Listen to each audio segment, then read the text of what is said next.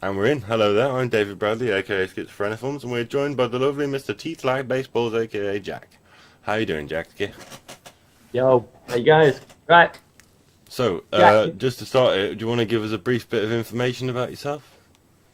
Yeah, cool. Or I'm some just shameless self-promotion, if that's of interest to you as well?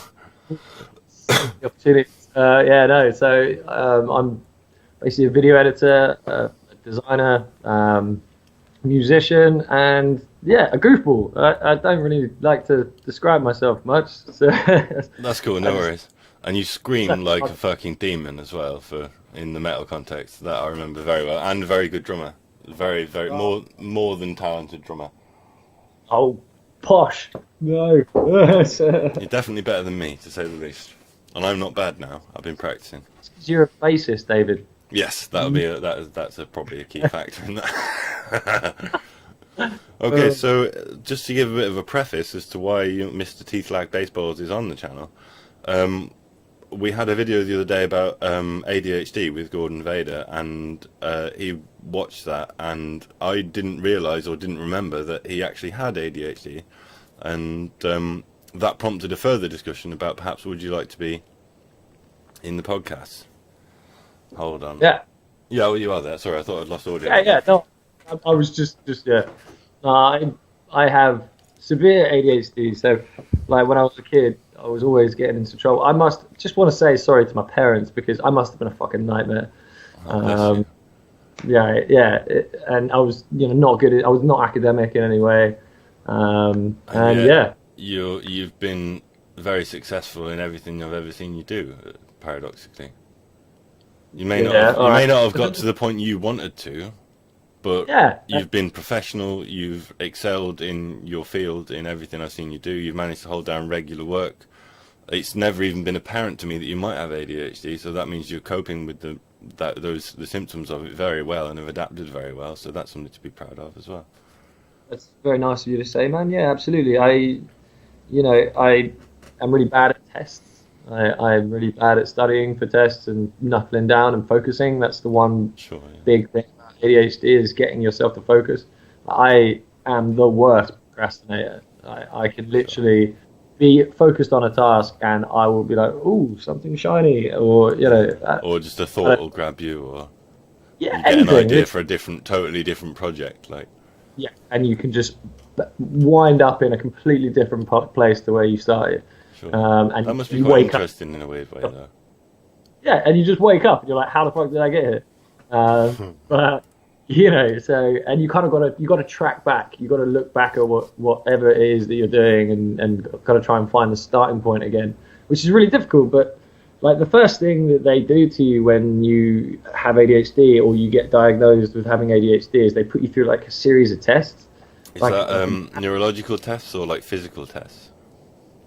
like everything, like Yeah. physical. Because I know Gordon had to have an ECG test to make sure he's not going to suffer heart problems and stuff like that with the medications he might be taking. Okay, yeah, I didn't really go into like the medical, CT scan. Sure, yeah. Oh, hold on. There you go. You're back. You're back. Yeah, you have to get a checkup and everything, but they basically ultimately test you. Um, they'll give you like things to stand on and then a task to do and how well do you balance as you do a task. They're really weird. They're really like It out does. there. It I was does like sound 11. probably quite unpleasant as well. It- Hold on, I'm getting intermittent signal, so if I just there we go. You're back now. Yeah, like what is actually wrong with me? They put you on drugs. They put you on Ritalin, and that really changed me. And I'm like 11 or 12 at this point, so Mm, I really had no idea what was going on. sure. Do you want to hear more? I don't know. I think maybe we should have a separate video about that, because unless it's something you really want to explore, just because I've done a video Yeah, no. about ADHD. But What I wanted to say about it was that if you find a child with ADHD, don't just put them on drugs. Like let that creativity flow in a different way. It will go back to what we talk about later in the design versus religion, design versus life. sure, The yeah. Hold on, I've lost signal. Define how they are when they're older. There we go. So the rough gist is be open-minded. Just let a child do. If a child's being destructive, then okay. But like, I don't think I was, and I think that the drugs kind of suppressed my creativity in that way, and which is why I took myself off them when I was 12, 13. Yeah. And I was off them for a couple of years because I changed, and that's it really. If you have ADHD, don't just go to drugs. That's my say. No, drugs are bad. That's good. With the beer. No, but that is a good point though. Like, just before we do move on to the main topic, like, I emphasize this all the time, is like, it's not just about a drug, because that quite often just suppresses symptoms and doesn't teach you to cope or manage or deal with your life. And actually therapy and CBT and mindfulness shows a lot of like meditation and mindfulness based cognitive behavioral therapy actually have amazing results in ADHD, and stuff like that apparently can be, and in my opinion, I don't have any personal experience of it, but I've had those therapies and they've helped me way more than any drug ever has. Yeah. And just listening to the individual, trying not to squash them, but to learn how to help them navigate it is, I would emphasize that sentiment massively. That's exactly it. Like a child will not understand what is going on. Yeah. A child will, and even if they're like developed, it doesn't matter. Drugs are never the first option. Go through. They never should be, really, unless it's an extreme circumstance. Totally, just talking about it and doing exercises or throwing yourself into a passion. Like I got heavily into music around that time. So throw yourself into something creative. If you have ADHD, you're a creative soul. That's what something that Gordon said as well. Was like the incredible power of your creativity that is quite common with that condition as well. And I do music, but that's probably the biggest thing that I've fueled myself into. I'm not creative in other way. I can't draw for anything like that.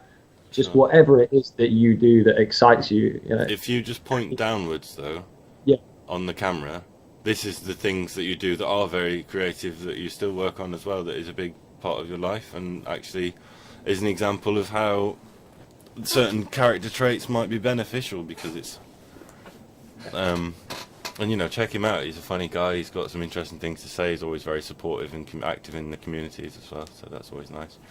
And sometimes makes me piss with laughter when I see his videos. In fact, 9 times out of 10 that is the case, to be fair. I've been lazy recently. I'm currently traveling, by the way. You're in the land of the wizard. Yeah, I'm in Oz, and I'm not really uploading regularly, so if any of my viewers are watching, which I'm sure they are, then I've been lazy, sorry. No, I'm sure they're fine with it, and if not, you can make it up to them in the future. Yeah, they got no problem. They're like, who are you? Who, what, why? Well, I was looking up like psychology and spirituality. We've got Teeth Like Baseballs on here. What the fuck? Yeah, cross-genre interaction. Yeah, mate. Fear and Loathing in Las Vegas. Mate. Nice. I have to compliment you on the Pokemon shirt as well. I thought I'd just point that out on if you could give us a good shot of that. Sorry, what was that? Just show us your shirt, just because it's classic. Look at that. Top quality fabric Pokemon shirt. Looks great. $5. So, with that little distraction segue, if you'd like to say, so the first topic we wanted to discuss as the main topic of the video is something that I believe as what you, how did you describe it? You're not an atheist necessarily, you're more of a non-theist. So it's not that you actively don't believe in God. It's like you think he doesn't exist. You just don't believe in God, or is that? I actually don't believe in God. Okay. But you're not like an anti-theist or anything. Well, atheist is kind of a non-theist. That's kind of what it means. Sure. But it's more like the absence of a belief rather than a belief there is no God. So I would distinguish that. It's no religion. It's like Christian people or any religious people that I speak to that kind of bring this up with me. You're an atheist. What does that mean to you? Why do you support that religion? And I'm just like, well, hold on, that's the exact opposite of what it is. So what it is, I have no religion. I don't believe in a deity. I don't believe in a magical being. Um, Sure. and that may sound controversial, but like I want to I one think thing it's clear. all too often an opinion that really people should embrace and welcome and actually just respect a lot more than they Well, do currently. it's just a lack of understanding. I think. I I always say I want to make something really clear that I don't hate religion. Sure. So that's I what I will. mean. Like, you're not an anti-theist. You're not trying to take down religion, or yeah, I mean, I would like to see its end. Yeah, sure. sure, But I'm not gonna dog on anyone who believes in something because it makes them feel better. sure, I'm not yeah, gonna hate. I'm not gonna hate anybody who takes comfort from the fact that they believe that a loved one is always close by or anything like that. sure, Um, that's beautiful. If that makes you feel better, then fantastic. yeah. Um, it's when it's being taught to children. It's when it's being used as an agenda, as a As a tool, weapon, as a weapon. Yeah, like as a control technique. That's, I mean, as someone who would say more or less that I believe in God myself, I still agree with everything you said so far, and yeah, I'm almost an anti-theist in terms of the religious organizations and how they implement what are essentially meant to be the numinous, the divine or revelatory, beautiful experience of the individual, and they manipulate people through basically claiming ownership of knowledge of God's will, when in actuality that's something that is deeply personal and is often subverted purely by people, like you said, wanting something to believe in, something to comfort them. And people they take advantage in a lot of organizations of people's weaknesses and lack of knowledge as well. right. Why would you want to take that away? Only a dick would do that. But at the But same time, if you can same present time, a better alternative, which is what is on the shoulders of a lot of atheists in the but public eye at the moment, then I that's think the thing people would though. want that. That's the thing though. Atheists don't have the answer. We're not saying that there's definitely no God. Well, Here's a that's more better solution. agnostic. So atheists would say, No, agnostic is just open to whatever. I don't really know what I believe. There could be something, maybe not. yeah. It's kind of Well, I just guess agnosticism, the way I use that word then, is like, so rather than saying I know there is no God or I know there is a God, it's more like yeah, I use that term as more like ambivalence. It's like I don't yes. categorically know there's no God. So you again, would you equate that yourself, or do you No, actively no. think there is I no God? firmly believe that there is no God. Okay, so you Um, are actually definitely an atheist rather than an I'm agnostic then. full on atheist. I don't believe in a God.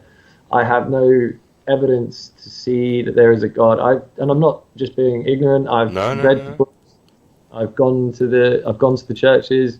Back in where I used to grow up, there was a course, or like it was called the Alpha course or something like that, where sure, basically just yeah, on a Tuesday and a Thursday or whatever yeah, for an hour, we'll just tell stories about God or whatever. I don't know. And then there was tea and cakes. I think I went for the tea and cakes, but it yeah. was It I wasn't was compelling evidence in any way for you, though. yeah, and I went as a Christian. I've been baptized. I've been christened. I grew up in a religious village. My parents were never religious themselves. My dad's a pagan, and my That's mum's, I cool. guess, an agnostic. Sure, yeah. Um, I think, or she doesn't have an opinion really. Yeah, maybe it's not a big part of her life, sort of thing. Yeah, but the point is I've been around it, and Mm, I've been open to these religious experiences, and I've been open to these theories, and it just sounds like nonsense to me. that's Um, cool. And not only do I accept what you're saying, it's only by virtue of experiences I've had. But it's not about me. But personally, my own, I was not an atheist in such as, like, I devoutly believed there was no God. It was like it never occurred to me that God could be real, and I've always not believed in that. And even the way I term God now probably doesn't accurately reflect. It's not a great word to use.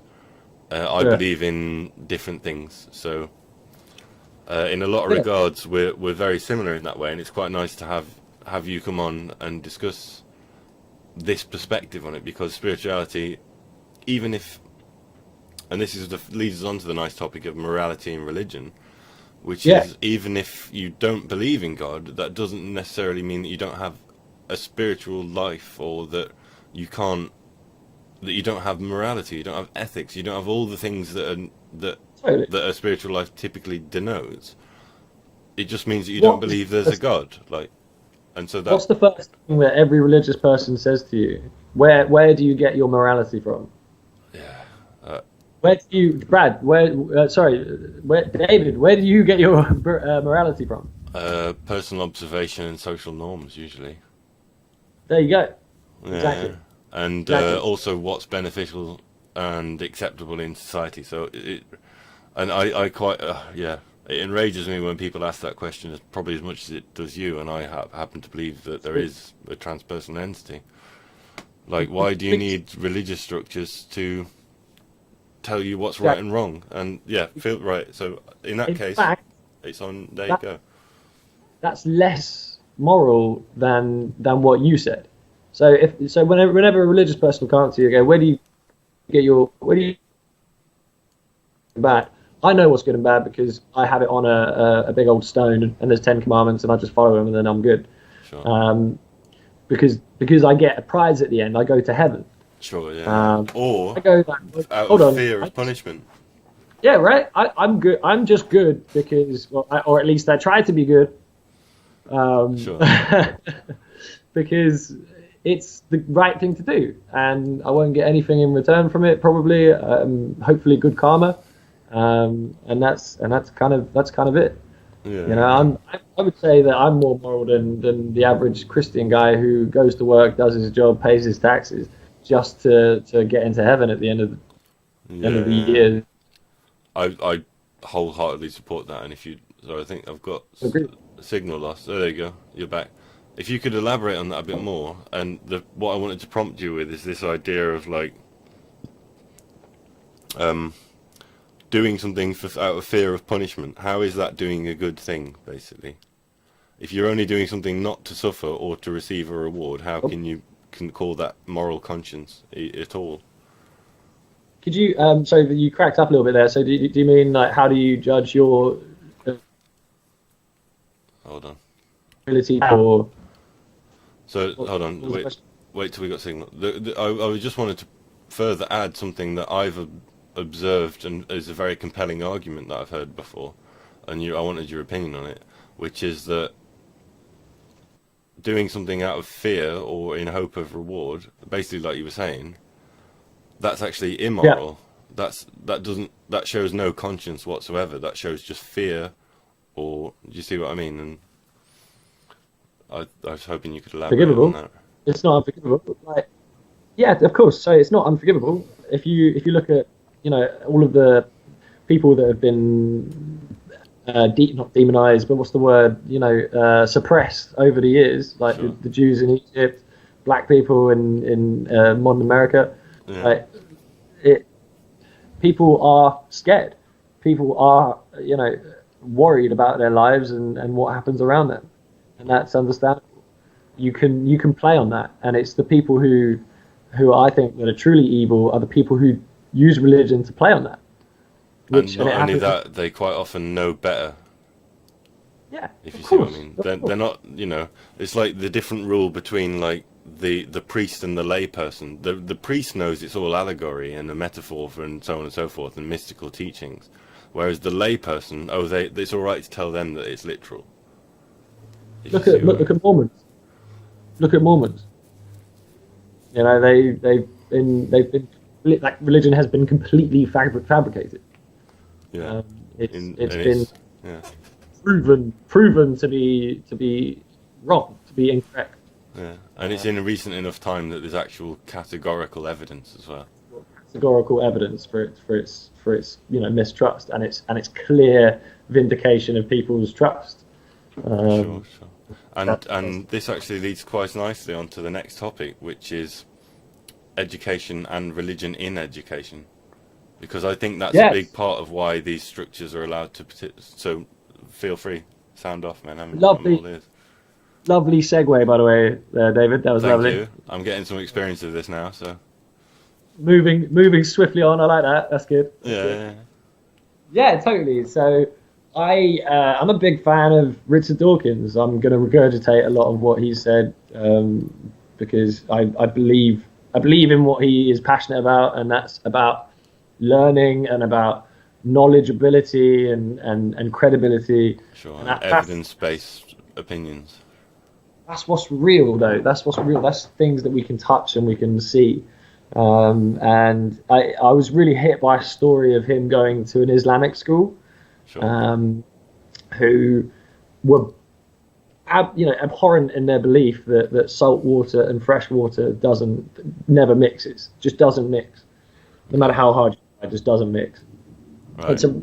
It's based off a religious belief that I think it's a peninsula in the Middle East or something where the fresh water meets the sea, and because of the peninsula it doesn't mix. You can see the line dividing between, and somebody has a story to say this is the work of the prophet, blah blah blah. Yeah. And that sounds like and basically entirely inaccurate and non-factual to me. Yeah, of course. So yes, in some cases, in some like current cases, they won't mix, but you just get a box of water, put some water in it, stick some salt water in it, and watch them mix. He apparently did that. He got like an empty container, got some salt water, got some fresh water, put them together, and mixed them together, and they were just like mind blown. Yeah. I think that's crazy, because the only reason why that was the case is because it was taught. It was taught. And what do you think taught. the implications are for society as a whole in regards to this kind of faith-based rather than evidence-based understanding of reality? It's just destructive.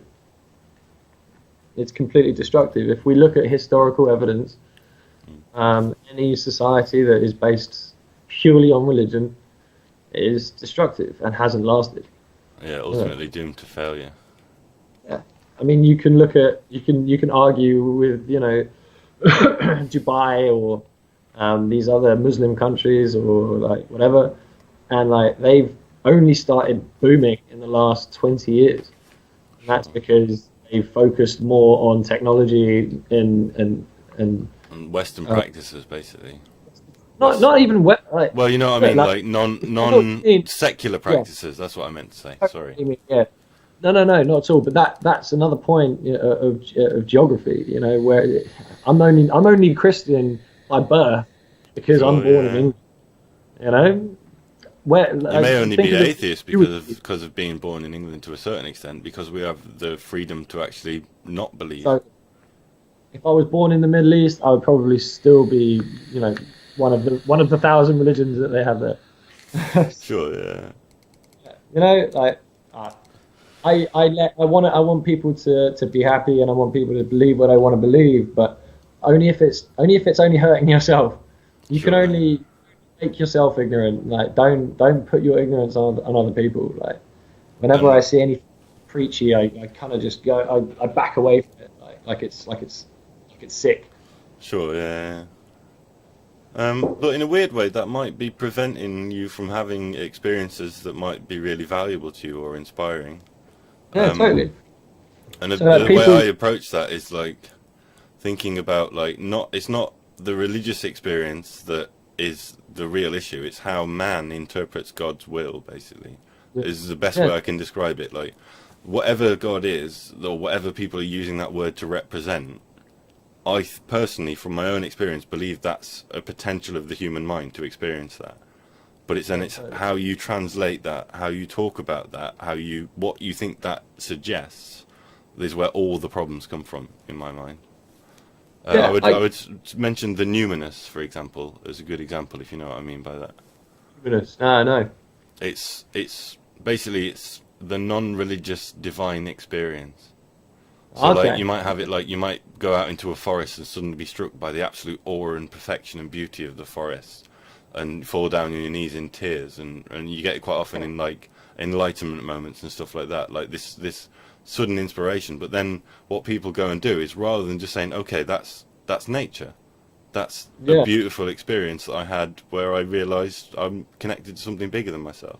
What they make the mistake of doing is then meaning that they should then go and worship Jesus, and Yes. Absolutely. that homosexuality is wrong, or so on and so forth. Yeah. From judging by a book that's been written 3,000 years ago. Yeah, totally. How do Yeah. you end up? No, I get that asked. I get asked that quite a lot. Surprisingly, I do try and talk to as many religious people as I can. By the way, Sure. and they do ask me that. They go like, what? How can you not believe in God? Look around you. Everything is so beautiful. This can't just be by accident. Oh no, Um, that last part of the sentence is the problem. Yeah, If you see totally. what I mean. But I still, when I look at a sunset, I still weep. Yeah. I have a massive passion for music. When I hear a beautiful piece of music, I get like little hairs, like everybody. Yeah. Um, But it doesn't require any leaps of faith or any non-evidence-based thing for you to have those emotions. Like, watch Bambi and I cry, man. I cry. But like, no, I can relate. I can relate. yeah, right. But I don't. Yeah, I don't put that to anything divine. I can't. I I would can't. add one last point to that though. Is like a lot of what's happened with religion and religions in general is if you. I'm going to link it in the video description. But there's a video about that I did called "Terminology and Translation," basically arguing that religious and scientific language is incompatible, and even between each religion it's incompatible, but the underlying tone of what it is, it's like honest self. So for example, the scientific method is honest observation of the phenomena arising and trying to do work on evidence. So in my own case, I've had what, for lack of a better way of describing it, is divine revelation or visions of heaven, or stuff like that. And like, whilst What do you mean, I don't, sorry, what go do you on. mean when you say that? When you say What I divisions- described as those things, I'm using as descriptive tools, so you can imagine the sort of imagery that was there. Yeah. But the difference is that I don't ascribe that to an impersonal creator God. Yeah, I right. look at that as though that's a potential of my mind and a source of information and a source of inspiration, but it doesn't, as far as I can tell, it doesn't inform my worldview. It's just another potential human experience. I don't use it to condemn or condone people.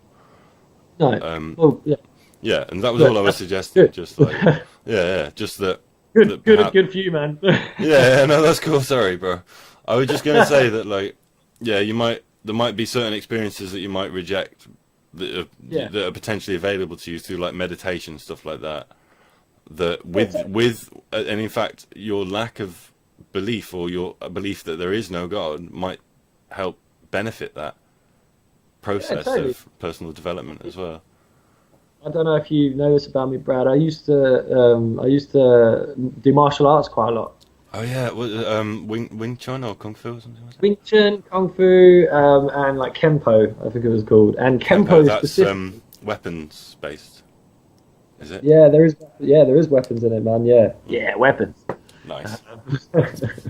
But no, like and there was no meditation involved in Kempo, but the Kempo is the one I did the longest. But I actually meditated personally through that, Cool. just for calmness and Yeah. like I was going mad on ADHD, Sure. and I tried meditating and I found it actually really helped. It actually really. I'm not saying there is no spirituality. I'm not saying there's no feeling or fucking spirits. Even I believe in aliens, by the way. Sure, I but would agree with that, but yeah. Yeah, but I believe in mind over matter. I believe that the energy that you can create with your own mind is far more powerful than any other being or enlightened soul can give you. Sure. The power from your own mind is, and it's something that you've been going through recently, right? What have you just done? Willpower, basically. You've just overcome like years of like Problematic behaviour, let's say. a good time. Let's say Yeah, that. yeah, as well. Yeah. There's upsides and downsides. Of course. But the point is that you've been clean for 2 weeks now. Yeah, of like everything, and like I barely even smoke cigarettes and drink coffee now, which is novel to say the least. Coffee's a drug, dude. Coffee's a drug. Yeah. But instead of drinking 12 cups or an entire jar and staying up overnight for 24 hours, I'll have like 3 cups in the morning and one in the afternoon, or two in the morning. So it's progress. Moderation. It's progress. Yeah. The point is that you've overcome that, man. I still smoke. I still drink, but only when I don't I'm think you've ready. ever particularly had problematic use with it necessarily. No, I like a drink every now and then. I don't, Yeah. and I know my limits. I know my limits. I know when I want to stop. In fact, actually, I don't think I've ever seen you inappropriately drunk ever. I know how boring of me, right? No, it's a compliment. I'm trying to flatter you, man. That's quite impressive. Like, to be fair, the only time I've ever been completely blackout drunk is that time I woke up in a car, in somebody else's car, in near home, and I was just like, "Fuck, I don't like this." So yeah, to be fair, I didn't get like absolutely wrecked. Not like Adam drunk. I didn't get Adam drunk. Oh, let's not slander people. I see your point. Or like me drunk. Yeah, right. Whoa, Like hey, man. 9 liters of cider in one sitting. Drunk. We've certainly partied though. We have. I've had some amazing times, and don't get me wrong, I look back fondly on a lot of the experiences, but certain aspects of it, especially now I have my son and stuff like that, I'm glad it's ended because it gives me a better opportunity for growth. And absolutely, mate. And I've achieved more in this past 2 weeks and done more and experienced more than I have in years, literally years, in terms of. Man, I'm so proud of you, dude. I said it on Twitter. I'll say it again, man. Big love, big love, dude. I appreciate that, and it helps me as well to hear that. It affirmates it for me. Mate, I've been along with you on this YouTube ride since you started it, and it's really good to have a creative, not a creative outlet. That's obvious. That's obvious, but it's really good to kind of document it. Yeah, you know what I'm saying? Just documenting what you're doing is so good for you. A big part of it is destigmatization, because like like all the things I was saying before about these visions and stuff. It's like I am, for all intents and purposes, a non-believer. And if you watch the Enlightenment video, I talk a lot in that about how the only thing that makes me doubt my atheism, which is my actual natural state, is these experiences being so compelling and taking and being objective and saying I can't entirely rule out one way or the other what this is. It's almost agnosticism based on experience, and that in a weird way is evidence based. Yeah, I'm not looking to a scripture and saying that Jesus had these experiences, or Moses, or the prophets, or even the Hindu Vedas and the Upanishads that are supposedly from people who had reached self-realization and stuff. I'm looking at it in terms of like, this is my own experience, and to a certain extent I have to account for it and integrate it. And that's even just doing this channel has helped me clarify a lot. Even just this video with you just now, like, has helped me clarify, like, realistically, because in the other videos I've perhaps been a bit more terminologically varied, let's say. Yeah. Whereas this has given me an opportunity to voice the alternate perspective as well, like, so it's quite nice for me. Do you mean using big words? Like terminologically varied? Yeah. Yeah. No, using spiritual terms and religious terms rather than being straight up about the alternate answers to those questions as well. Yeah, totally, man. Because a lot of the time there's not an ultimate answer. You know, a lot of it. Like, this goes back to my design thinking in life kind of thing, you know. That's nice. That's quite nice, actually. Yeah. Do you want to? Because you started clarifying before we did the video. Do you want to just give us a bit of a description about that? It's just a thought process. Design thinking is just a buzzword, really. It's just thinking. You know, when I work on an app or a product, I will start with the problem. And I will very quickly realize that there's not just one problem, there's 3 or 4 or 5 problems that all need to be addressed at a certain point. You know, organizing that and executing that in a fast and efficient manner.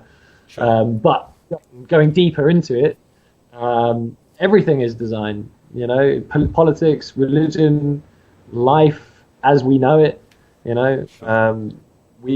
all we have evidence for is human interaction with human interaction. We don't have a God actually coming down and visibly showing himself to us. So we have to be completely conjecture. It all has to be conjecture with that. Everything else we can control. Everything else is design. So if you apply that to religion, then it kind of fits up quite nicely, because obviously you've got one big God. You've got him. He's created the world. He's created the humans. You know, everything is by design, right? Sure. Yeah. So in my couple of things popped into my head while you were discussing that, and the first one was like the Big Bang. Yeah. And before we had the term the Big Bang, people say the world was created in 7 days, and it's sort of now we're having more and more explanations. There's no need for mythology to explain and metaphoricalize these things. Totally. Yeah. So we know for a fact that it was the Big Bang that created the universe. What we don't know is what sparked the Big Bang, right? And where the Big Bang took place, for example. Well, we do know that. No, but I we do mean, know. for example, as a thought experiment, like it's where does the bubble end, sort of thing. Yeah, totally. Well, it's all energy. That's what I think. It's all energy. So the Big Bang happened.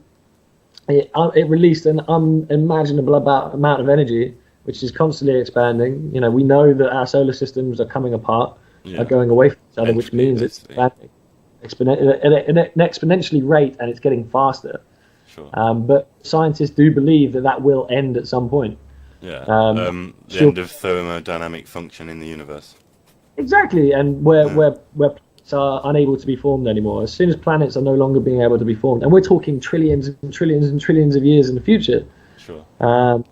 But you know, we know this stuff. You know, we know a lot. We know more about space than we know about our oceans. Sure. Yeah, that's crazy. What we don't know is, and I'm saying we like I'm a fucking scientist. I like having the perspective presented, even if you're not necessarily qualified. No, you still know what you're talking about. Like. I've done some reading. But like, what we don't know is how it happened, how it was sparked. But we don't put it down to a deity. We don't put it down to a religious being. We just say, okay, we're working on it. Until we find out what actually caused it. We're not going to make any unsubstantiated claims, basically. No, everything is theory until it's proven. Sure. And but sorry, go on.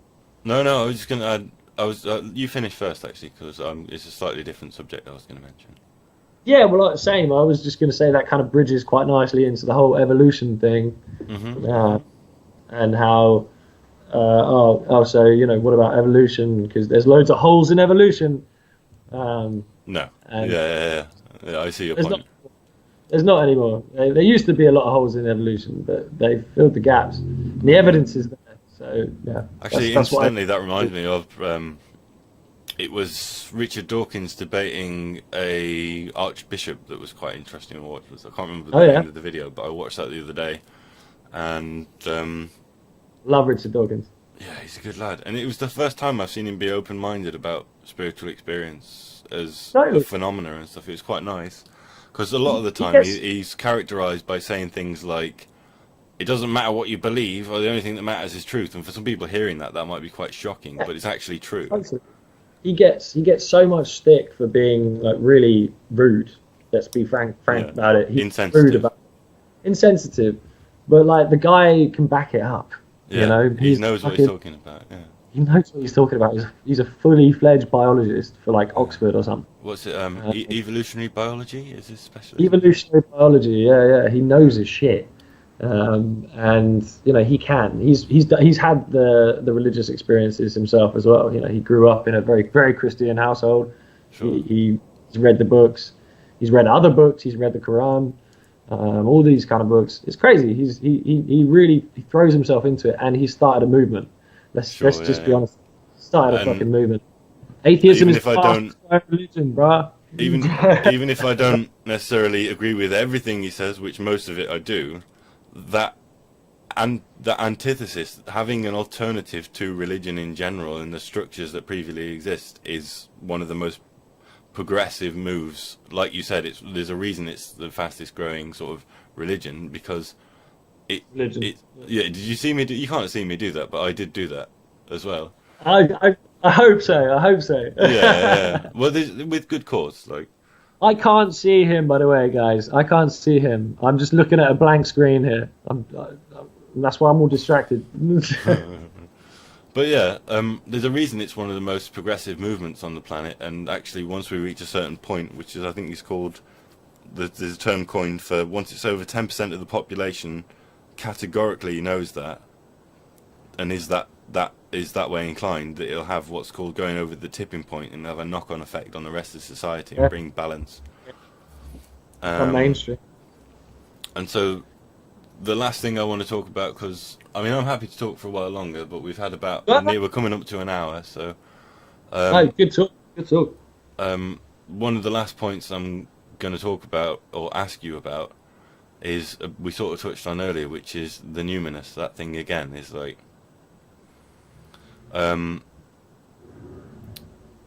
personally for me, one of the issues with and I saw this in the Four Horsemen of the Apocalypse interview with Sam Harris, Richard Dawkins, Christopher Hitchens, and David, can't remember his name, Daniel Dennett, and Okay. it was a full renowned atheist speakers and big parts of the movement that you're describing to a certain extent. But Christopher Hitchens, I assume you know of.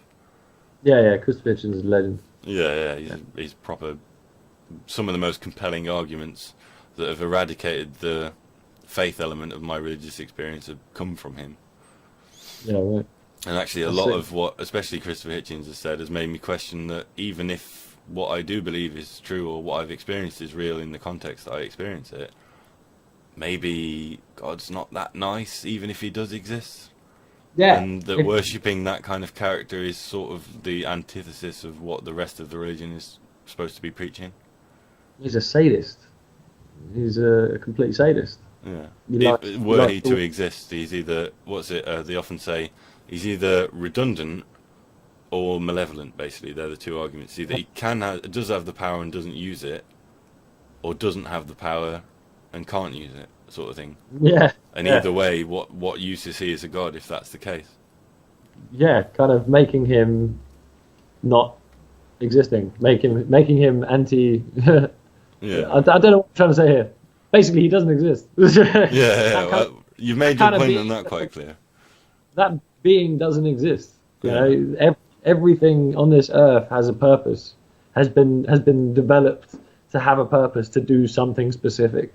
You know, by evolution and by evolution, natural selection and stuff like that. And totally. as in that talk that I was talking about with Richard Dawkins and the archbishop, he made that point really, really well. I'll have to find a link to it and post it in the bottom. But yes, stick it in the description. There is no reason for a designer for design to have taken place, basically. Yeah, totally. Yeah. Absolutely. You said it in Mark's video, I think. Who created God? Yeah. There's a great video on YouTube about, it's like a cartoon about God dying, going to God's heaven, and even God has a God. And God's yeah. It's actually a good thought experiment to look at it that way as well, because and the comparison I'm making, the perspectives on enlightenment one as well, it's like, we don't know that what consciousness is like, basically, and we don't know that supposedly lesser beings or animals or things like that, in fact there's quite a lot of evidence that animals practice meditation and self-reflection and all these kind of things that are usually signified as distinctly human traits. Is that animals have, for all intents and purposes, if we've got a soul, so has an ant and a rock and the cells in our body and stuff like that, you know. Well, like we as humans anthropomorphize everything, so that makes total sense. But arguably, the I don't know. We'll come back to that because that's maybe something where we might disagree. That is interesting. Like, I believe everything has what could be described as a soul, but I consider it to be more of a nervous system and a control center, or And consciousness itself, and yeah, it's hard to explain, but yeah. and No, people are starting to answer those questions more and more in neuroscience as well. yes, yeah, synapses firing, like, all that kind of thing. Yeah. Well, I'm just moving the sun. so Um, did you have a final sort of point you wanted to make? Because I think, especially when Yeah. when you're talking about morality, that's something if you've got anything to say about that, that'd be really interesting. Yeah, totally. Well, look, I believe what I believe, and obviously everybody's welcome to believe what they want to believe. But I want to make it clear that religion has brought us some amazing shit, some amazing music, some amazing art, and it should definitely be taught in schools, like it is, religious education. Yeah. Um, But it has no place in science, for example. I would like to see a complete abolishment of religion in the education system and the political system as well. I feel like it has no relevance whatsoever to today's world, when we should be focusing on technology, advancement, and the environment. All the things that matter to us now. Yeah, that's what's important. And do good for being good, because that's all that matters. Like, don't do it because you may or may not get into heaven. That's not cool. And That's shit. that's wicked. I really appreciate you saying that, and that's a very good point. So we can have a little chat afterwards, but I'm going to end the video there. So if you want to wave goodbye, thanks for coming on the show. I really appreciate it. This is Jack, aka Teeth Like Baseballs. Check him out. Interesting guy. And if you want to hear more from him, leave a little comment, and we'll try and get him back on the podcast. Link in bio. Link in bio. Safe. Bye, guys.